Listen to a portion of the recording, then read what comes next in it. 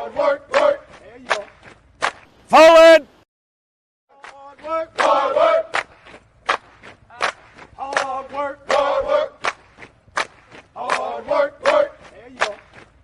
Forward. Hard work, hard work. Hard work, hard work. Hard work, work. There you go. Forward. Hard work, hard work. Hard work.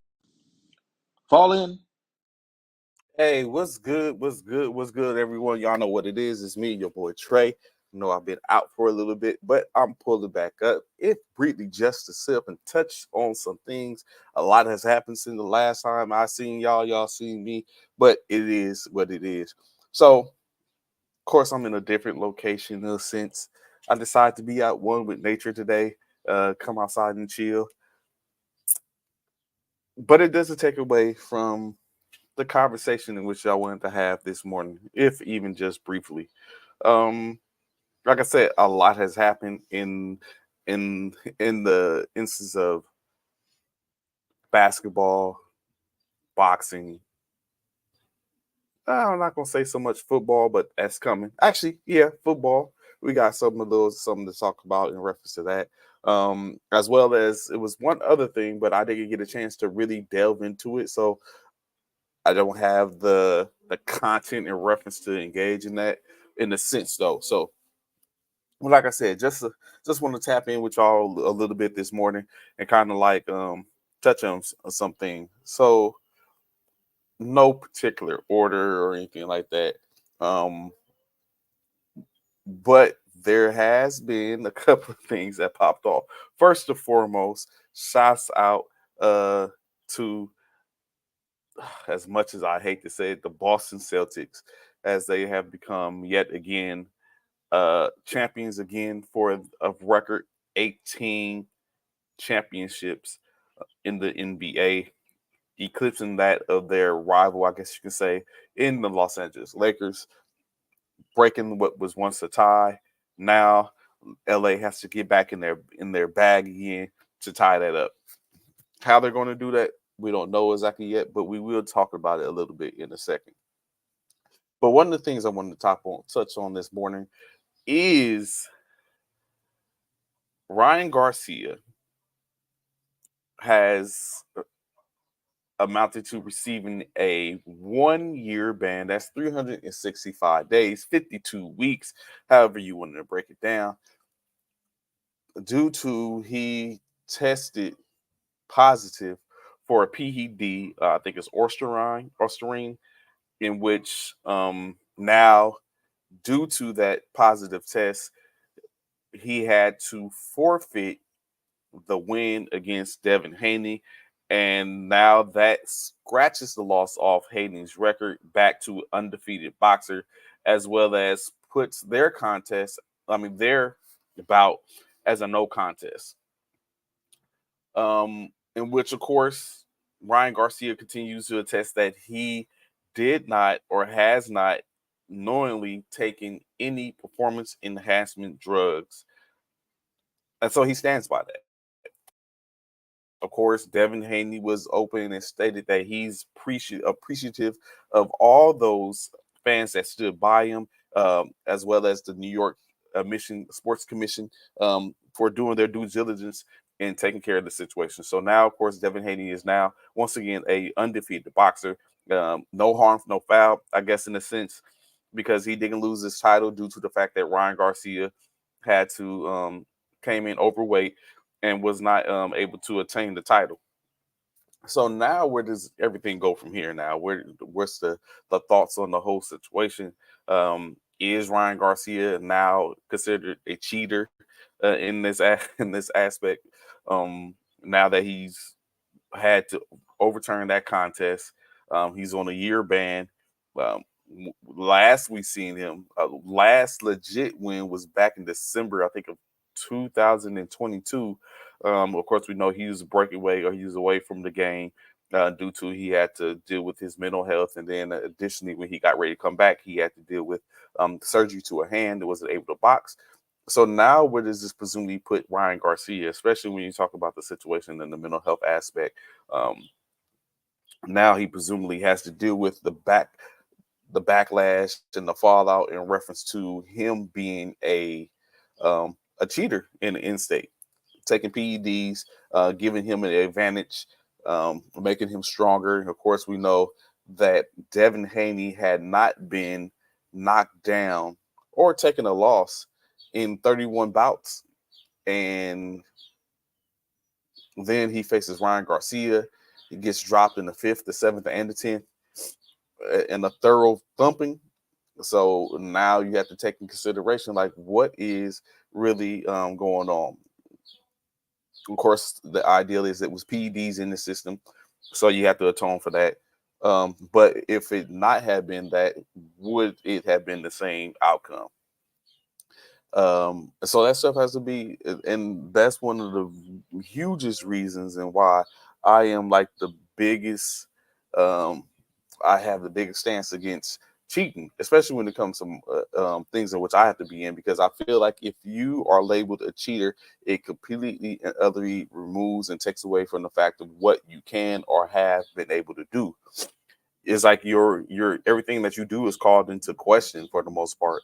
So it's like to sit up and be in sports or a competitor and have that label put upon you, and with some people embrace it or or take it for what it's worth. But for me personally, I can't stand that idea of, okay, I'm competing and it said that I was cheating on something, because now when it takes away from everything in which I stand for, if I tried to do and try to solidify myself as a competitor or a good player or anything like that. Now I have to deal with the fact of you're calling me a cheater, and I don't like that aspect. I think people get called plenty of things in which they tend to be like, but there's just something about certain things you don't. And for me, as a competitor, athlete, I don't like to be called a cheater in that aspect. Um, of course, other things in news, something interesting, right? So the WNBA, as we know, currently, I think 12 games into their 40-game season, um, in which a lot of things have kind of like planned out differently. One thing in which I definitely had to take back some statements in which I said, or comments in which I had a conversation about in reference to the whole Angel Reese specifically in WNBA.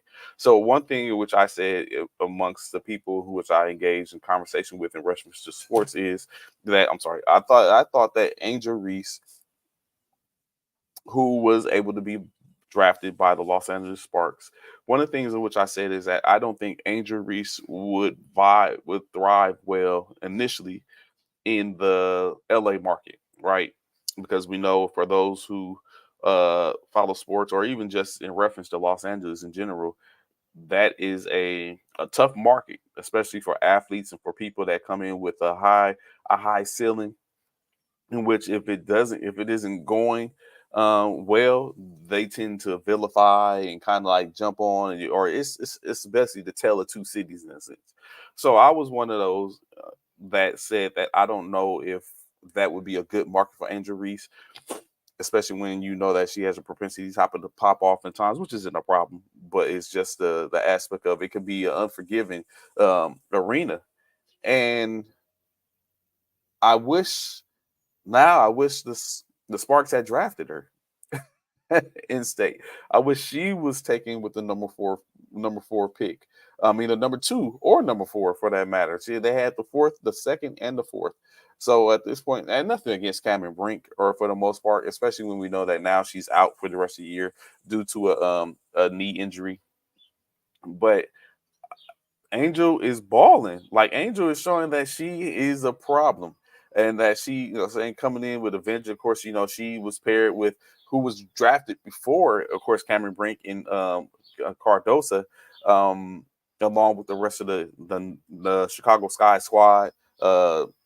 Teresa Witherspoon is doing her thing over there as a coach, or trying to keep them in contention. So I have to take back and say I would have, hindsight at this point is Angel Reese probably would have been a complimentary player in Los Angeles. That grit, that grind, that the ability, just her how she moves and stuff like that probably would have been better in a sense. You know, saying prayers to Cameron Brink. Hope she gets back and is able to compete next year, come back a little bit better with those games under her belt. I think 12, 17 or something like that. With those games under her belt where she can come back and really and show that she can compete. If it continues to go the way it's going, then the Los Angeles Sparks are going to be right back where they were this year with a high early round draft pick to contend for any of the top players that's coming in, the Beckers. I'm not sure, Juju possibly, and some of the other top players. And, the South Carolina Gamecocks is tooled up, so them as well. So, yeah, those type of things that's going to be coming up. And so with that being said, it's going to be different. On the other side of the spectrum, I can know the things continue, the conversations continue to talk about that in reference to Caitlin Clark, which is unfortunate and is unfair to sit up and put a lot of stuff that gets put on Caitlin Clark. One thing I could say, or from my understanding, as far as I see, is Caitlin Clark never came out and stated or said that she is going to be this at the third. She never did any of that. Of course, media and all those powers that be have put that moniker on her or kind of labeled her as that, which is just something which you go with. Ideally, I know the young lady just wanted to come in, play ball, compete at the highest level for in her respective sport, and I've been trying to do that. It's kind of hard when you have certain labels placed upon you, and you try to follow up to those labels. And they put a target on her back, and I'm not gonna say she hasn't been able to live up to the said target or anything like that, but it definitely has been one of those things to where I'm very sure it has been hard for her. When we look at the fact of everyone figured or thought that, okay, Caitlin Clark is going to be a top rookie, and she's going to be the one that everyone's being vying for, and all that type of stuff. Where right now, I think if we was to have voting right now, Angel Reese probably would be the WNBA's Rookie of the Year, and she'll be the one that's walking away with hardware. Or even in now, she has her team is in the playoffs as of right now. So it's just one of those things to take about. I guess everything happens once everything, what's the quote we have? Everything looks good on paper until we get into the thick of it all. No one's seen the Connecticut Sun, or well, a plethora of people did not see the Connecticut Sun as being the top team. We expected the New York Liberty to be there. Of course, there was expectation for the Las Vegas Aces to be in contention as a two-time champion back-to-back for that most part, in which they're not completely out of it. I mean, we still got plenty of basketball to be played.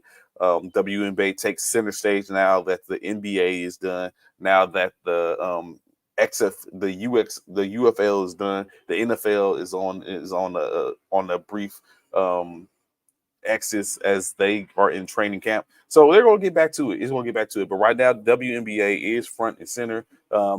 This week or within the next couple of days, the NHL will complete there as potentially the Florida Panthers are one win away from being Stanley Cup champions.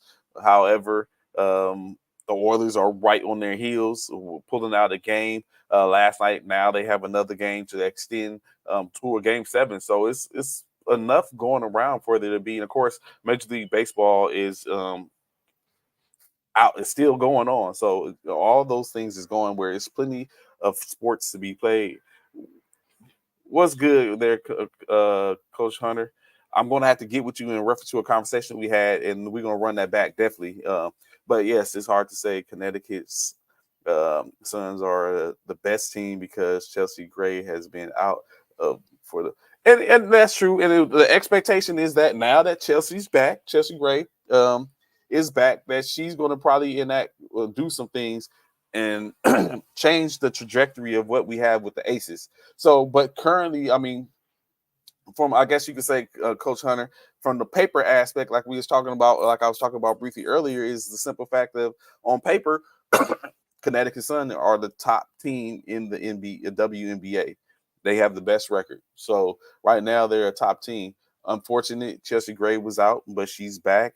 Um, and they're probably going to start to amount some victories and become that top tier team that they was before. I think they was at 400, 500 last I looked. I didn't take a look at any of the stats this morning, but there has been plenty for them to go off of, for them to sit up and say, I think they've earned the right to sit up and be called that have that hold that distinction of the WNBA's top team currently, being that they have the best record, regardless of who is on their court. Of course, we know that makes a difference if you're without players. Of course, that does hold some weight, but it's a team sport, and hopefully they are able to put it together. Competition is all that we want to see. Like, of course, like I said, my favorite team, WNBA team, is the Sparks. And we're not contending that well, but saying in-state, obviously we want to see is some type of competition. Hence the reason that starts to breed things. The competition breeds things in people, right? People want to spectate, and when they're seeing that things are competitive. If you're a fan of certain squads and teams, then you want to see your squad or your team dominate. So saying that starts to bring it in, which the conversation we continue to have of why aren't the WNBA players played a certain thing? Why don't we know media rights? Like, these media rights is killers. Like, that's the real MVP in the game right now, media rights. And so, of course, if you're able to enact that, which that starts to build and starts to put something back into your organization, and now you're getting looked at. The way the Aces did, Seattle yesterday, and Grace first. So yes, without a doubt. And I'm not disputing that, Coach Hunter. Chelsea Gray coming back was key, in which, what I'm saying, and of course I feel a certain type of way because Gray used to be a Laker. I mean, used to be a Spark. So and since she's gone on, she has been a terror in with the Aces. So definitely, without a doubt, she's definitely a impact and a changer to where it might turn all the fortunes or misfortunes in which the Aces have seen, being a two-time champion, in trying to run it back has been. We see that New York is still on key. They thumped the Sparks last night by, I think, 13 points last night. I'm not going to say if Cameron Brink was available, she would have made the difference or anything like that. So it's just one of those things. So I'm not disputing that at all. Chelsea Gray coming back is going to be key in that for the Aces. It's like the Avengers and everyone's getting together, or Infinity Stones. Like, you have to have each one in order for it to enact its power. But without it, there is some powers that are active. So I agree. She's definitely her coming back is definitely keen, and we're going to see how things tend to go from this point on. So, but yeah, so it's a lot, like I said, going on in the WNBA. They're getting closer to their midseason. As we know, the Commissioner Cup is played during their season, so we'll be seeing who's going to be crowned their in-tournament champion, like the Lakers were crowned in-tournament champion for the NBA. We'll see who's running it back for their Commissioner's Cup. So, excuse me. So, it's like I said, it's definitely up. I'm enjoying checking out and following the WNBA this season. I've done other seasons, but this more so in this season, especially when I'm at work and I'm able to pull out my phone and check it out from the app. And check out games and see things and toggle in and out to check the stats and the overalls and stuff like that. So it's hopefully it continues to grow for the WNBA, and we get rid of some of the stuff, and you get back to the competition of it all in state. So again, another shout out to another organization that was able to conclude and get a W. That's in the UFL. Of course, as the USFL and the XFL were able to merge to become the summer pigskin league. The Stallions were able to pull off yet again another championship. First and foremost, yes, I'm out here in San Antonio now. And of course, that being said, without me having a home UFL team,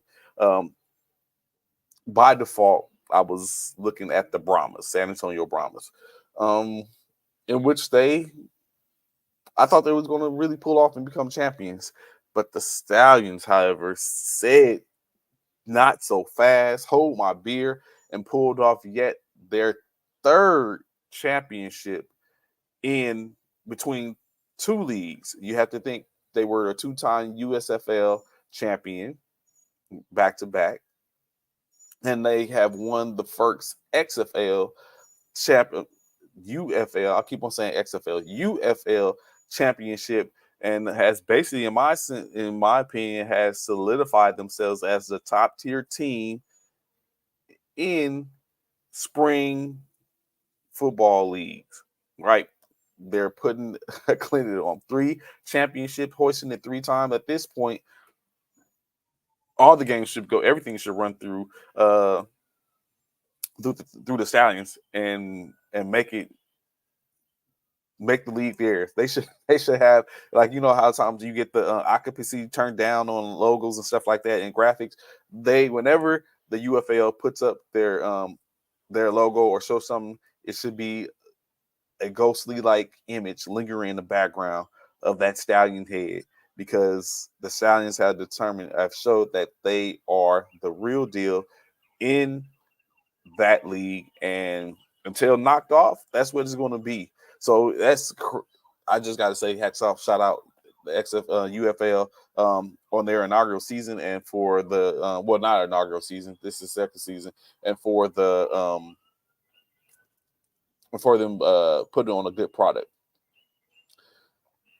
Now let's get to some other things, right? Like I said, I ain't planning to be on long. I just wanted to come on, show my face, and get some conversations in. So what seemingly, going back to the NBA again, shout outs to the Boston Celtics. Shout out to Jaylen Brown. So myself, Sean, if you know, as Bishop, CC, Cornelius have had conversations that we discussed, right? I think it was a couple of other people have had on there which we talked about. I initially thought that the NBA was going to hand Jason Tatum the Bill Russell Award for the conference. I mean, for the championship MVP. I'm not going to lie to you. I thought that such. I believe that Jaylen Brown had put on enough of a clinic, in a sense, to where he had deserved the award. But of course, let's just be honest, Jason Tatum turned up, especially the last game, and really put it all out there, in which they was able to amount the first their 18th championship. So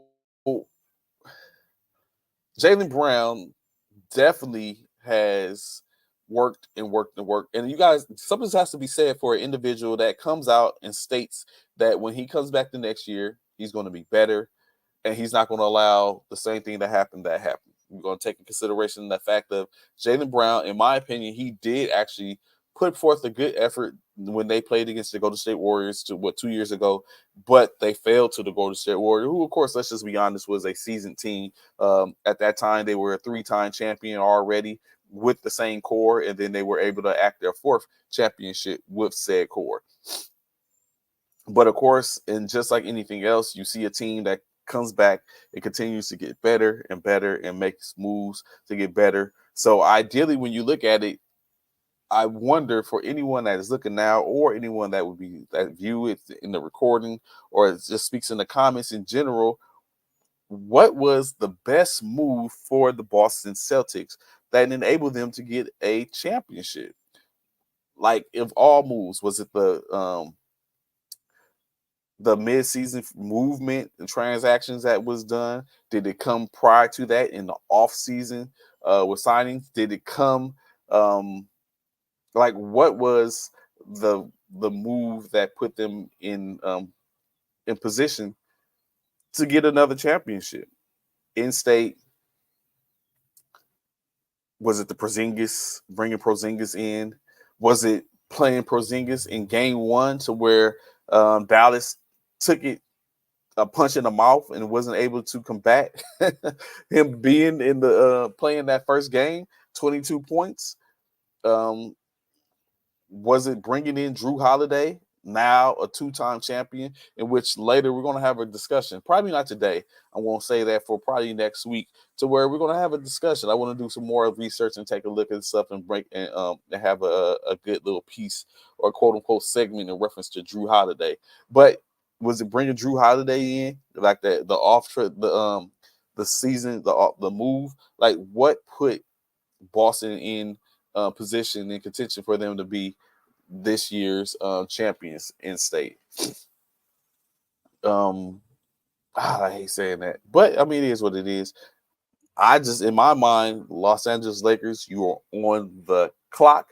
And with that being said, that means JJ Redick is on the clock. Yesterday, as he did agree to a 4-year contract with the Los Angeles Lakers, which is going to be interesting. It seems like the ideal, which has been the rhetoric, is that the ideal is that they wanted a teaching coach and want someone that's going to be able to develop their young talent, as additionally as well as be able to put someone that is going to be in place and that's going to utilize and have game plans to utilize Anthony Davis at both ends of the floor.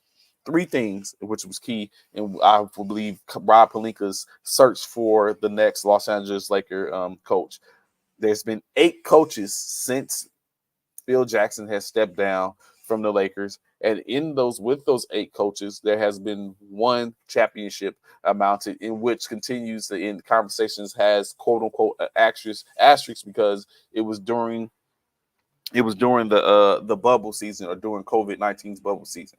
So of course that's gonna always have that stink on it for whatever reason. It was still a competition. But there has been 8 coaches: Luke Walton, Mike Brown, Darvin Ham. So now we have JJ Redick. Is JJ the person we're going to see? That still remains to be seen. Additionally, can he be the one to teach? Is he that person? We can't necessarily say, because we know JJ Redick speaks analytics. I mean, from an analyst standpoint, because he was the ESPN lead analyst for the NBA in the NBA. So we know that, like, and then we hear him and LeBron James speak and engage and talk about being on their podcast, and which led everyone to believe that yes, JJ Redick is going to be the next coach. Presumably, Rob Pelinka tried to go a different route. He did interview and even offer Bob Hurley or Dan Hurley a job, 6 years, $70 million, in which he turned down and went back to UConn. Spin the block back and come back to JJ Redick, and now we see that he is now the Los Angeles Lakers head coach. I think ideally they're going to try to put other coaches around him. I saw little excerpts and stuff in reference to him being the head coach and bringing in talent such as Rajon Rondo, who coaches his kids' AAU team. Scott Brooks, who has been a coach, who has head coached before and has been sitting as an assistant to some other coaches. Additionally, also Sam Cassell is being looked at and talked about, and then Jared Dudley, which at least 2 of those 4 have been Los Angeles Lakers at some point, with Rajon Rondo actually being the starting point guard the year that they won in the bubble. So now you have those that are out there. So will any of those decide to come and be a part of JJ's Redick squad of coach in the Fame area? Especially though, let's take a look at like the Sam Cassell situation. Sam Cassell has just won and become yet another champion again as a coach on the Boston Celtics squad. With that being said, would it make sense? Or does it make sense for him to lead that unless he's just feeling like I am a coach and I can go somewhere else and be and show that I make a difference. Or additionally, Sam Cassell can look at the fact of he has been he has made his bones. He has been enacting and putting together his portfolio for him as a potential head coach. And just in the case if JJ Redick doesn't cut the mustard, Sam Cassell is there to pick up the slack and potentially audition for his opportunity to even be a head coach somewhere else or take over the Laker organization. So I think it's some stuff to be when as a champion, like as a coach, especially if you're sitting as assistant coach, do you want or will you, what difference does it make at this point? If you've won as of course, in the case of Sam Cassell, he's won as a player, a two-time champion as a player, and now he's enacted a championship as a coach. The only thing left probably is to be a head coach and get a championship. So does it make a difference at this point where he's at as far as being a coach? Like, does he hold on to staying in the green and white, or does he make a transition and go move over to the purple and gold?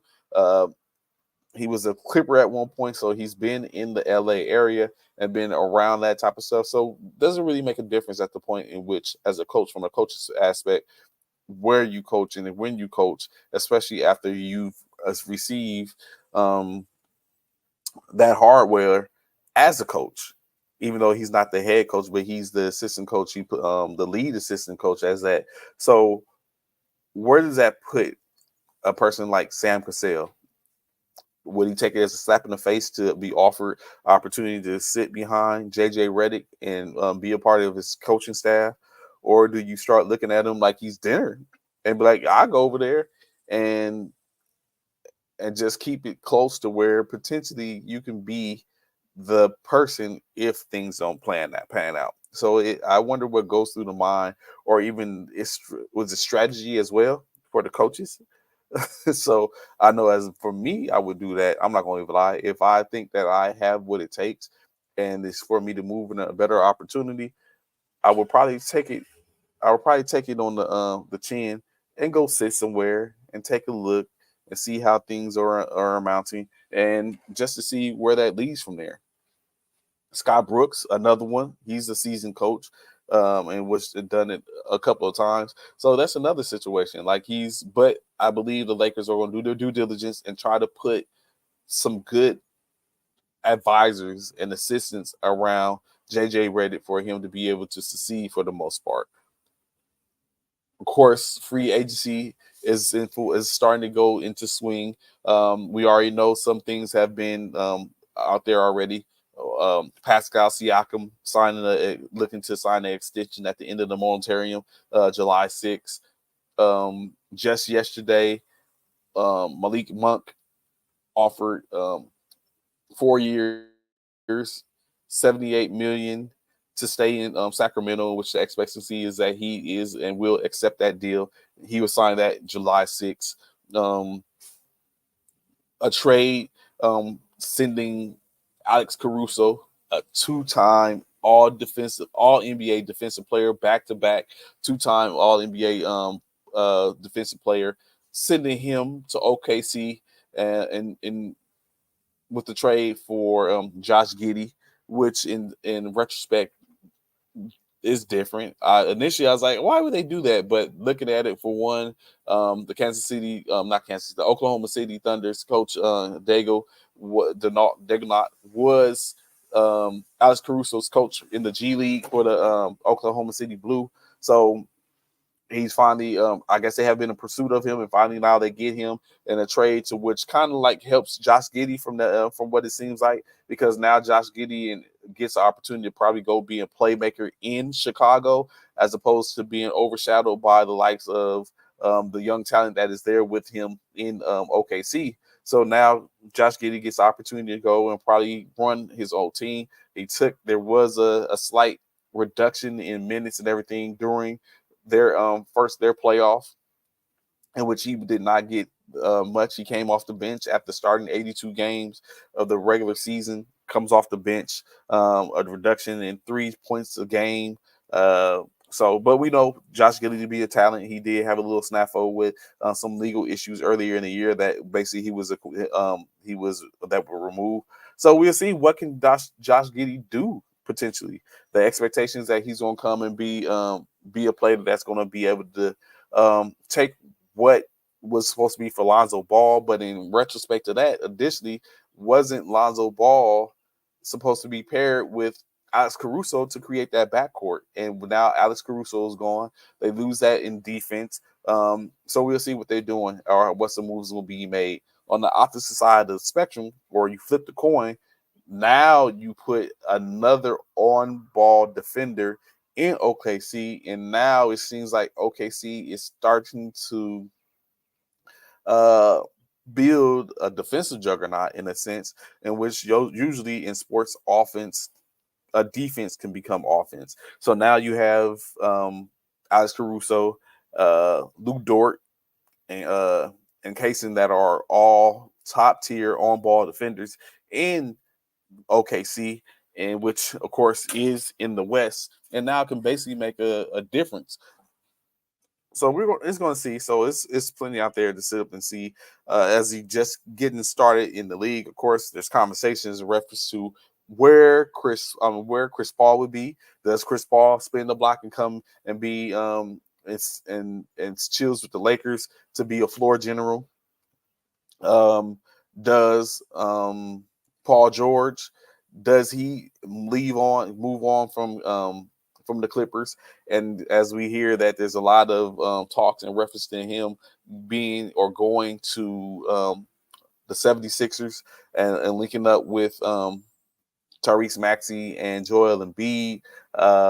Is it a possibility for Paul George to just step across the hall at this point, or step down the highway? As we know, the Los Angeles Clippers are moving to a different arena. So what is there that's out there? You still got Donovan Mitchell conversations. You got the NBA draft that is next week. So we'll see where the new talent comes in from. So there's a lot of stuff that's getting ready to be that's going down. Certainly soon in the NBA, to where it's going to get to stir back up, and we're going to get to seeing things and going to start hearing things. So there's a lot that's basically on the table.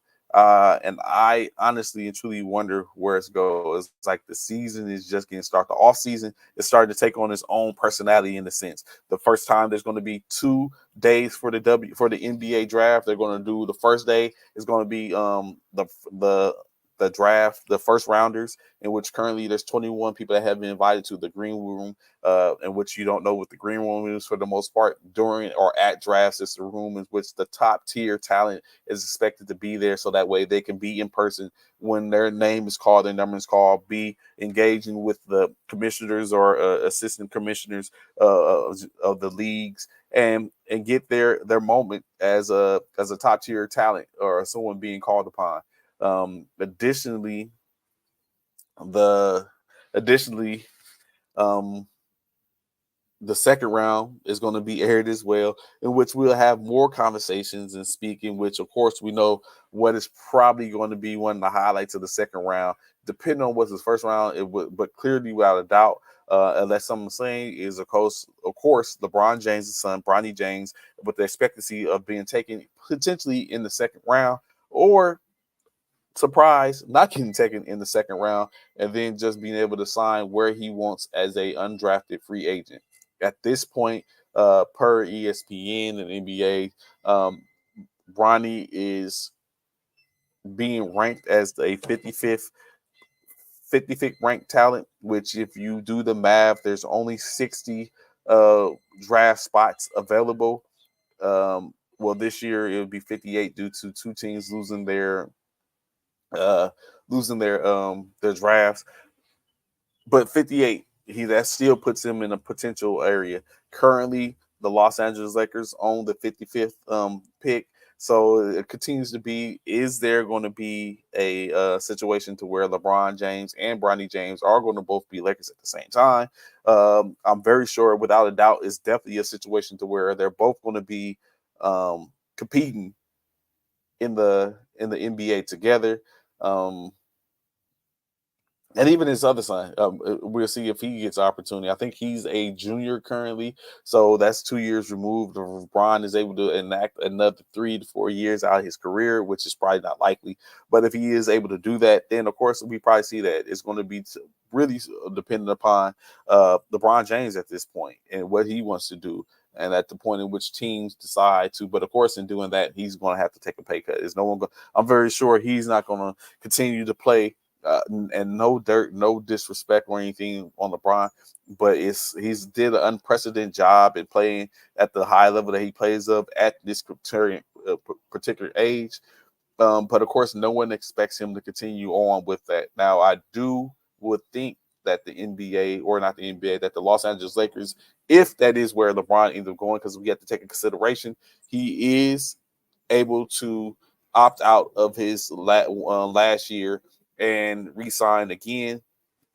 So, and then the ideal is he's not going to take a pay cut. So he is able to opt out and become a free agent. And then the Lakers have first reign to sign him to whatever it is that they're going to sign him to. So that is a possibility in which he can sign another deal, another 3-year deal, play 2 years, opt out the third year, and then come back and sign another deal to where I guess at this point it'd be broaching on basically a $70 million a year man or something like that. That's where you're going. So it's possible. So we'll see what happens. I know there was a conversation in reference to him being going up and linking in Phoenix, in which his agent Paul basically stated like that's not the case. You're foolish if thinking LeBron's going to take a pay cut to go play somewhere. Understandable. But I would think at some point he would take a pay cut to benefit a team if he wants to continue to be competitive. But I guess when you look at it, it depends on what his roles will be. Like, are we expecting LeBron to continue to be a 30 plus minute a game player and continue to build on that? Is that what the expectancy is? Is that even fair to him at the age in which he is over the course of an 82 game season? Additionally, with the back-to-backs and the traveling, and then of course the All-Star, and then all the other stuff. Take in consideration, especially, matter of fact, speaking of that, when I jump off here, I'm going to go and check out, as we should be getting ready to check out the trials for the track and field trials. But LeBron, although the season's ended, they're getting ready to start the Olympics next month, in which they're going to be front and center. LeBron James, of course, one of 12 players on that squad. So, like, he's putting his body through it. And so the expectancy is that at some point they have to start to do things that's going to keep him viable. And so, of course, some of that I think is going to be he's not going to play as many minutes. He's going to do some different things. So yeah, we'll see how that all pans out next week with the draft. Going back to something I meant to cover. So one of the things, like I said before, Rob Pelinka, when he said he was looking for the head coach for the Los Angeles Lakers, stated that he wanted to find someone that was going to put the most emphasis on utilizing Anthony Davis at both ends of the floor. So I hear that, but I also think that Anthony Davis is his own man, his own individual. Why is it that someone would count on Anthony Davis, on someone else, i.e. in this case, JJ Redick, to be the person to bring that out of Anthony Davis? I think if Anthony Davis had the propensity or the ability to do that, he would bring it out of himself to be able to play at both ends of the floors. So it's just one of those things that I think that is something in which Anthony Davis has the key to unlock. I don't think it's necessary upon the coaches or anything like that. Now, what I will say is possibly, or maybe a coach can construct schemes and plans and gaming plans to where it might be a little easier for Anthony Davis, so that way he can do that at both ends of the floors. but we have to see. I think definitely he needs help, and I hope that the Lakers, especially with JJ Redick, now are able to find better shooting, and which I think is something that is key and which is missing in we need people that can open up space. We saw PJ Washington in a couple of series during the Malik Mavericks run. He made space for Kyrie and Luka to be able to operate. Excellent 3 and D guy. So additionally, hopefully they're able to find that in somewhere. We know Klay Thompson, although I don't think he's going to be a Laker, but Klay Thompson is going to be available potentially as the talks, unless they're able to put together something in Golden State. And but that's a possibility, as well as other talents that's going to be out there. That should be possibilities. Let's find this diamond in the rough, LA. Like Rob, you have been a master at creating things and doing things that was going to help you during the midseason. Let's make some splashes that are going to be tidal waves in the regular season. Let's put that. Let's make that. Let's make that a thing in LA, so that way we can get back to what we like and what we do. It was good enough. It wasn't good enough that we just were the second best team in the league last year because we were able to go to the the Western Conference Final, just to be swept out by the Denver Nuggets, who come back the next year. Who become champions by the end of that year. It comes back the following year to get ousted by a young Minnesota Vikings team, a Minnesota not Vikings, Minnesota Wolves team, in which was the same team in which the Lakers played the series before and couldn't enact anything, and then they get taken out. So let's see what we can do to find some talent. I don't know how we look on Jaime Jaquez, but we did, and now he's playing and putting together some good work in Miami. So let's see what we can do, Rob, to get some key players in or around LeBron and Anthony Davis in LA. Because when you look at it, usually the Lakers put together some good squads. Look at players that had came through and have been scouted and have played for the Lakers and gone on, and now they're doing exquisite in other areas. We just talked about earlier about Malik Monk. He did it 1 year with the Lakers and decided to leave that year. Why? We take in consideration, look at Kyle Kuzma, who was a late round draft that developed into an excellent player. Austin Reeves, which I think the development was on his own, but he was given the opportunity and he was able to put forth that. Now he's probably been still in valor in a sense, but hopefully he able to come back, or maybe he needs to be has a reduction in his role for him to continue with his greatness.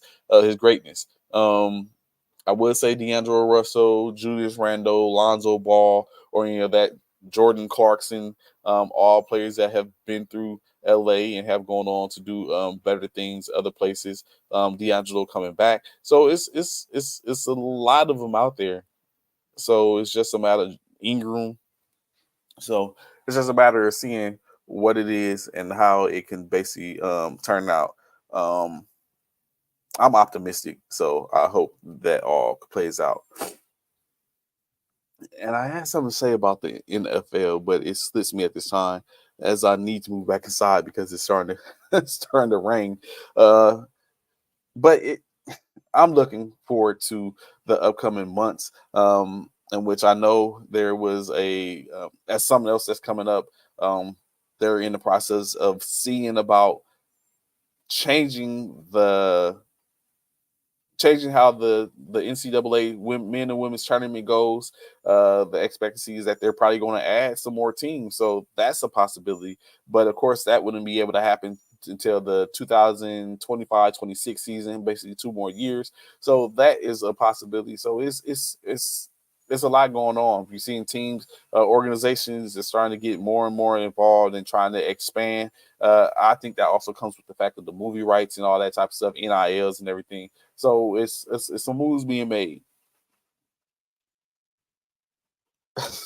So again, it has been a gracious morning. I kind of getting back in and chopping it up with y'all. Of course, like I said, next week, plenty to discuss and talk about as they get ready to move forth. Like free agency is finna hit the presses. We got a lot going on in baseball, so that's going to take center stage. By next week, we should have already crowned a Stanley Cup champion, even the Oilers or the Panthers, as well as more movements and transactions as far as the NBA go. Be sure, couple of things coming up, especially for those that check out and watch military basketball or just military sports in general. One thing is they're currently accepting for all Army basketball. It's probably across the board as well as the other service sports of basketball. So that's getting ready to pop off not too long. So be sure to get your application in. If you're interested, hit up your sports the sports office to get the information on how you can get your application in and potentially compete to represent your branch in the all service tournament. Additionally, the Battle of the Shields is going to go down in Orlando in July 4th through the 7th. Be sure to pull up there as an open tournament. If you haven't already signed up, reach out to Wayne Walcott or T Morris, in which you can get information on how to get a squad in if there are still accepting squads. That should be a crazy tournament, open tournament with some of the best and brightest military talent that's out there across all the services. As we know, the NBA, Military Basketball Association, just wrapped up their season with the champion Colorado Military Basketball, or Alex Miller. Coach Alex Miller has put it together, winning a championship. So if you're going the NBA Global website or to their NBA Military Basketball Association Facebook page, you see what they already have enacted and put out their season. What's to be expected for next season. The next couple of events they have going on is the NBA All-Star weekend in Oklahoma. Additionally, they're going to be putting on a summer game or summer tournament at Walton Beach in Florida. So Florida seems to be epic, the ground zero for summer sports. So we'll, of course, be able to catch all that, and then, of course, be able to see all the other things. And if possible, if you have ideas, hey, get involved. Let's sit up and make that. Let's make this a whole thing to where we see more and more aspects of military sports for the most part. So again, like I said, it has been a gracious being on this morning, starting to get a little interference with the rain and stuff like that. But I should be tapping in again on Monday, and we'll talk it out a little bit more. Until then, peace. I'm Trey. Enjoy your weekend.